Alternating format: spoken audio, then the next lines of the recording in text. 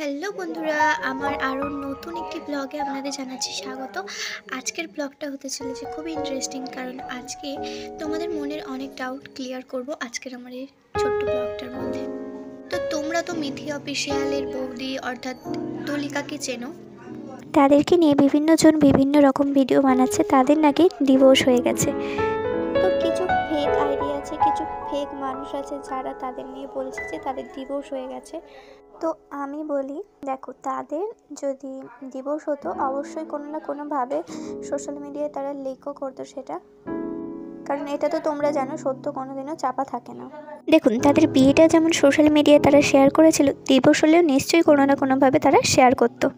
তেমন প্রীতি এবং রন কিছুদিন তাদের মধ্যে একটু ঝামেলা হয়েছিল, আবারও ঠিকঠাক হয়ে গেছে তেমনভাবেই, সেইভাবেই তাদের মধ্যেও হয়তো বা সব কিছু ঠিক হয়ে যাবে। কিন্তু তাদের ডিভোর্স হয়েছে এটা কিন্তু এখনও প্রকাশ্যে আসেনি, অর্থাৎ তাদের এখনও ডিভোর্স কিন্তু হয়নি। তাই অযথা রিলস দেখে কিছু না বলাটাই বেটার হবে।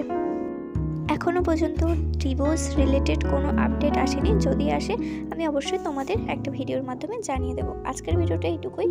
ভিডিও ভালো লাগলে চ্যানেলটিকে সাবস্ক্রাইব করতে কিন্তু ভুলবেন না। তোমাদের মতামত জানিয়ে যাবে।